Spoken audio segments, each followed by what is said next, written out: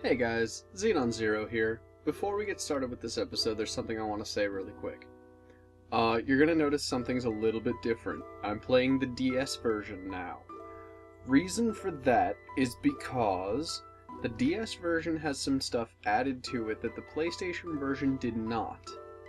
As such, I've decided that since this is a full 100% LP, I'm going to include all the bonuses in the DS version.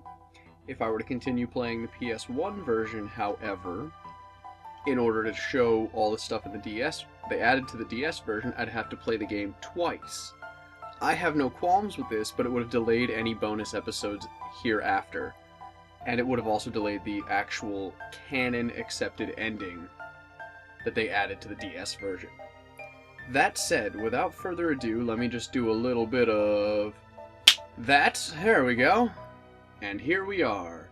Welcome back to Let's Play Chrono Trigger. I know it's been a little while, and I'm sorry for that, but a lot of things led up to this point. See, what did we do last time? Last time we made it here to the end of time. We spoke to this old man. Yes, we've already spoken to you, sir. I don't need to speak to you again. I just need to leave. Except he wants my attention. What do you want, sir? You needn't be in such a rush. Before you go, have a look past the door behind me. I don't remember any of the voices that I've been doing. But whatever. This guy here's name is Specchio. He's pretty cool. Depending on what level you are, he shows different forms. So that's pretty neat. What are you looking at? Me? I'm Specchio, the Master of War. I watch all kinds of battles from here. How do I look to you? Now, as you go through the game, he will have different forms. If you show up here by some miracle at level 9 or under, he'll be a frog. From like 10 to 16, he's this guy, and then like further up he changes. I'll be showing off every single form of him later on. I see you look strong. I see. How I look depends on how strong you are. If you're strong, I look strong. If you're weak, I look weak. Oh, you've got it in you, don't you? Oh god, my goodness. That must be why the old guy let you through. See, a long time before you were born, there was a kingdom where magic flourished. Everyone there could use it. But the people abused their powers and ended up destroying the place. After that, there wasn't anyone left who could use magic. Well, except in fiends, of course. But you have it! That inner strength, I mean. Magic needs the power of heart. That's where it flows from. There's 4 types of magic: fire, water, light, and shadow. Not everyone's got the same type. You, with the punk hairdo, you've got light. The gal with the ponytail, she has the power of water. And that girl with the goofy glasses, her power's fire. By the way, it's not just magic. Everything is made up of these 4 elements. Alright, starting from the door, circle clockwise along the walls of my room 3 times and say, "I want to use magic," over and over in your head. Don't lose track now. 3 times. Don't want you churning yourselves into butter. So away we go. Another thing that they change in the DS version is they change a lot of the translations in the text. And they, of course, change like the menu layout to cater to the dual screens and all that nonsense. But we'll get to that here in a little bit. The biggest thing that changes is they change Frog's speech, which kind of annoys me a little bit, because I really like his speech pattern. But there you go, 3 times around. Well done! It's both facto meaning my magico! Oh, goodness. And now everybody learns how to use magic. This is important because you actually have to do it before you can really progress in the game.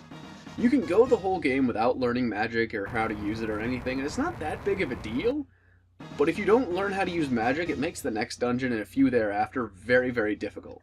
So, all fortified with magic. You want to try it out? Hell yeah, buddy! Alright! So one of the cool things that you get to do with Specchio here is you get to actually fight him every so often with magic. If you manage to defeat him, which you probably won't your first time through, because he is quite powerful, he'll give you different items depending on what form he's in. Like I said, his form changes depending on what level you're at. If you manage to beat him in this form, I think he gives you one of every one of every type of tab, which in this version they're called capsules, and in the original version they are called tabs, as I just said. Other things that they've changed, you'll notice on that bottom screen there on the right, as I'm healing myself, I'm using items called potions instead of tonics. They changed the name of tonics to potions. I don't know why. Tonic and potion kind of were interchangeable, I guess. And they changed, like, the things that don't make sense that they changed the name of your revive to Athenian water. Athenian water. I don't know why they changed it to that. I'm not super okay with it. Like, I really don't... It doesn't bother me, but it's still one of those things where I'm like, but that's not what it is. That's weird. But either way, we're gonna try and kill Specchio here. Ow, don't magic me. Crap, I'm not gonna win. I ain't gonna win, man. This guy's too good. He doesn't even have that much health either, which is really lousy. Ah, well, that's gonna kill me. See you later, Specchio. I'll come back and beat your ass later. I win! You make any new friends, you bring them to see me, you hear? I like you guys. Why'd you kill me? That's not very nice. Is that what you do to your friends, man? Hey. Jesus, what?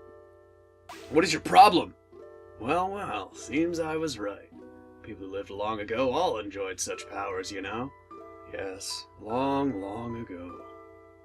Well, I know you must be eager to finish this thing you seem so intent on doing, but why not first pay a visit back to your own era?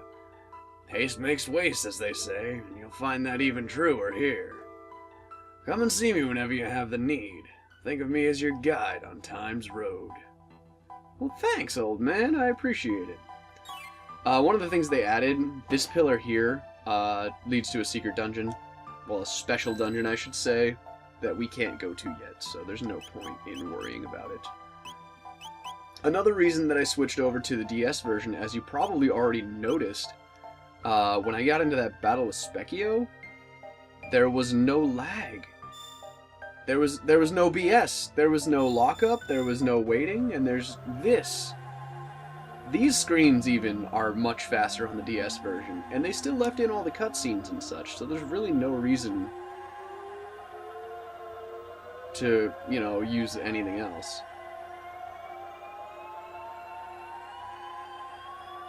I do think, however, I might have fucked up. Hang on. Okay, we're back.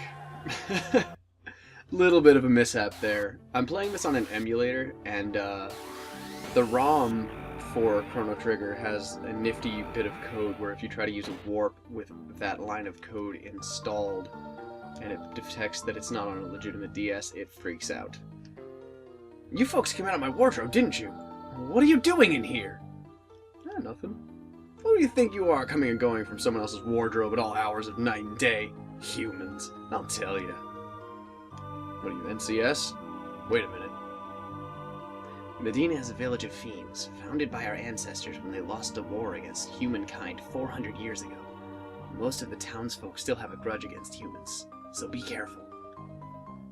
There's an odd old human who lives near a cave in the mountains, to the west.